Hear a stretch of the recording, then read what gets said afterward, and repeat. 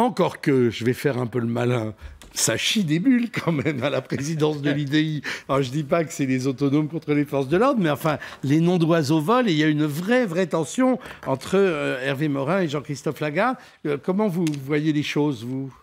Et moi, ce que je regrette, c'est que dans ces partis politiques qui sont quand même ces tiers de confiance entre nos institutions et l'opinion, on ne soit pas capable, dans aucun parti politique, de dérouler sereinement une élection. Or, si on parlait d'un club de pétanque ou d'une association culturelle, et chacun fait ce qu'il veut dans son univers. Pour autant, là, on parle de ces interfaces qui sont la projection de l'opinion dans l'Assemblée nationale, au Sénat ou dans toutes les institutions qui représentent les Français. Et moi, j'ai interpellé les organisateurs des élections et je continuerai à le faire dans les jours à venir sur justement tous les dysfonctionnements qui ne permettent pas d'avoir dans des conditions sereines ces élections. Et tous les partis passent par des tensions au moment des élections, alors qu'il serait, de mon point de vue, assez simple d'organiser, de suivre, de générer des observateurs ou des organisateurs extérieurs, vous voyez, qui pourraient garantir justement la bonne tenue de ces élections internes. Mais je crois qu'au-delà de ça, il y a tout un système, moi c'est ce que j'ai défendu pendant la campagne, et dans votre livre aussi, de rénovation des partis politiques qui changer de logiciel politique, voilà. Dites-vous en couverture. Vous avez eu 11%, donc j'étais allé à dire que c'était peanuts, et puis votre attaché de communication, très attentive à ce qui se passe sur LCI, m'avait envoyé un tweet vengeur en disant « Sans moyens, c'est pas si mal que ça », dont acte. Qu'est-ce que c'est ces 11% de membres de l'UDI qui ont voté pour vous, d'après vous ? Vous savez, j'ai fait un discours très en rupture, en disant qu'il fallait changer les statuts des partis politiques, leur objet, les ouvrir à la société civile, arrêter d'avoir... Nicolas Sarkozy jetait ce masque. Vous dites la même chose que l'ancien président. J'ai vu, parce que moi j'ai dit... C'est le syndrome de Neuilly, c'est ça ? Il y a à peu près un mois, toute une série de changements que devraient, à mon avis, générer les partis politiques pour retrouver la confiance.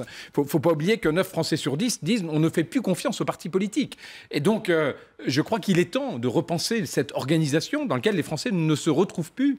Et fait qu'ils ne vont plus voter, qu'ils s'expriment par des contestations dans toute une série de domaines. Mais franchement, en lisant votre livre sur la part réforme politique, il y a un écho absolument incroyable à ce que Sarkozy a annoncé. L'horizontalité, la décentralisation, il vous a pompé. J'ai vu ça dans Le Monde la semaine dernière. Moi, j'étais heureux qu'ils reprennent ces éléments sur lesquels je milite depuis plusieurs années, en disant la politique doit être un mouvement ascendant et non pas un mouvement descendant. Donc, tout le jacobinisme qui pénètre nos institutions est extrêmement ravageur. La deuxième idée, c'est de dire arrêtons ce système où on reproduit les mêmes depuis des années. C'est-à-dire que les hommes politiques du débat aujourd'hui étaient déjà dans le circuit il y a 30 ans. Il n'y a aucune porosité avec la société civile et le monde change. Les modèles sont appelés à changer. Et je crois que là, il y a un vrai sujet. Et puis, toutes les instances de gouvernance des partis politiques sont quasiment réservées aux parlementaires, à ceux qui sont dans le système. Et donc le réflexe qu'ils ont, c'est de surtout ne pas l'ouvrir pour assurer la pérennité de leur carrière. Et c'est ce que je dis dans mon livre, il y a un problème de carrière politique qui bloque aujourd'hui toute oxygénation, toute respiration de la vie politique. Qu'est-ce qui va se passer chez vous à l'UDI, suivant si c'est Morin ou Lagarde ? Écoutez, on va le voir dans les jours à venir, parce qu'il y a quand même toute une série de tensions sur la manière dont se déroule ce scrutin. Bon, j'espère qu'à la fin, on retombera sur nos pieds dans un projet de fond. C'est pas tant l'organisation de l'appareil qui devrait attirer l'attention, c'est quels sont, sur les grands sujets, territoire, entreprise, Europe, les vrais marqueurs de cette tradition politique, qui est celle de la démocratie chrétienne, qui doit être revue à l'aune d'un monde qui a changé et réinterpréter la subsidiarité, réinterpréter la réforme de l'État, réinterpréter l'entreprise dans le système économique et dans les grands sujets de compétitivité, puis qui doit réinterpréter l'Europe dans une interface avec la mondialisation dont on a besoin, et réarmer sans doute le discours européen qui est un peu tiède, un peu mou, et qui devrait, sur toute une série de sujets, justement, être beaucoup plus engagé et beaucoup plus audacieux. Ça, c'était les grands marqueurs de votre famille politique, et on a l'impression qu'elle s'est laissée, en quelque sorte, déposséder. C'est-à-dire qu'aujourd'hui, vous écoutez un Juppé, il pourrait tenir un discours de l'UDI. Et je crois que dans tous les partis, il y a un vide sur le plan des engagements de fond. Et quand je croise souvent des collègues parlementaires, j'entends un peu ce discours. Vous voyez, il ne faut pas d'aspérité, il ne faut pas trop s'engager, il ne faut pas être trop audacieux, il ne faut pas aller trop loin, parce qu'on va choquer l'opinion et on veut ménager des clientèles. Et c'est, je crois, ce discours qui est dévastateur. Parce que ce que les Français attendent de nous, c'est du courage, c'est de l'audace, c'est un engagement.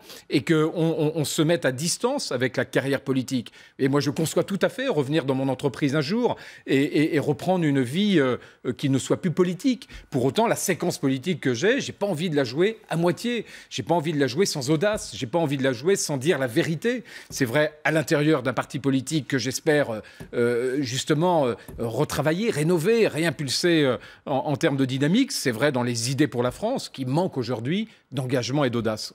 En même temps, il va y avoir une course, j'allais dire une course à l'échalote au centre. Hein. On le voit, Alain Juppé s'est déjà positionné comme ça. D'un certain point de vue, Nicolas Sarkozy essaye de contourner cette avance prise par Juppé sur ce terrain. Ça veut dire quoi? Que l'UDI va être à la fois peut-être objet de toutes les convoitises, mais aussi peut-être totalement dépossédé de son propre patrimoine je pense que c'est surtout que les postures politiciennes ne tiennent plus. C'est-à-dire qu'aujourd'hui, on est 6 groupes à l'Assemblée.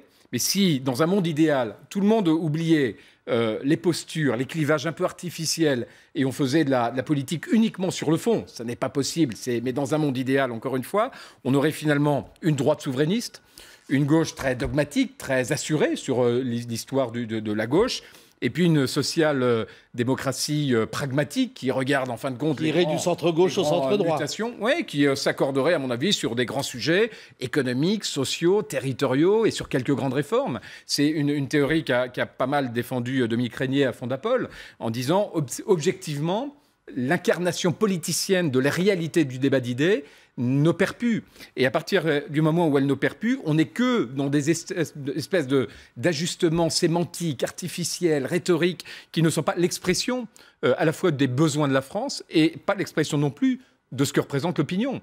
Et je crois que là, on a une fin de cycle, une fin de règne dans le débat public qui est extrêmement intéressant, mais extrêmement préoccupant parce qu'il peut aboutir à une perte de temps, à une absence de décision très préjudiciable pour l'avenir de notre pays. Manuel Valls, il est quand même très UDI compatible, non? Et si vous voulez, il a toujours dans un monde idéal, imaginons-nous autour de la table, dire voilà, nos entreprises soumises à la concurrence internationale, à qui il faut redonner un élan. Quelle politique de compétitivité? Une politique, l'État-providence. Quelles limites? Jusqu'où il faut aller? Jusqu'où il y a eu des abus? Comment on arrête les abus? Le recentrer sur ses principales fonctions régaliennes, c'est votre théorie. Partir des territoires. Qu'est-ce qu'on peut faire dans nos départements, dans nos communes, dans nos régions? Quel doit être le reste à faire de l'État dans ses missions stratégiques?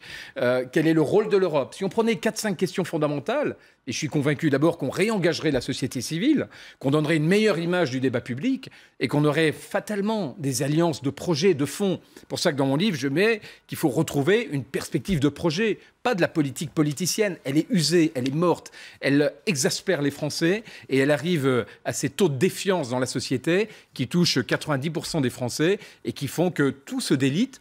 La moitié des Français vont plus voter. Un quart s'exprime sur un vote extrémiste.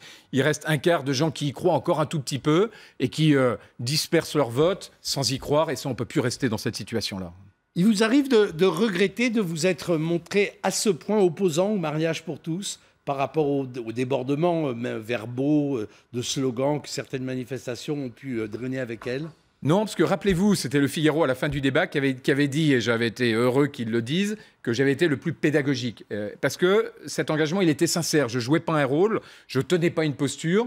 Mes convictions faisaient que je ne croyais pas et j'étais contre cette réforme Taubira.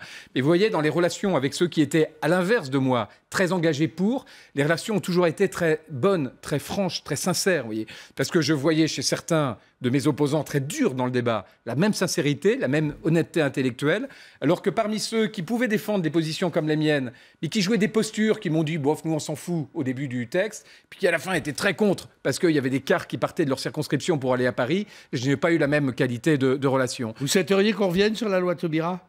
Je pense qu'elle mérite d'être révisée parce qu'elle est pleine d'incohérences et qu'aujourd'hui, elle laisse une plaie ouverte qui n'est pas acceptable dans le débat public. Merci beaucoup, Jean-Christophe Fromentin. La France réconciliée, changer de logiciel politique, c'est aux éditions de l'Archipel.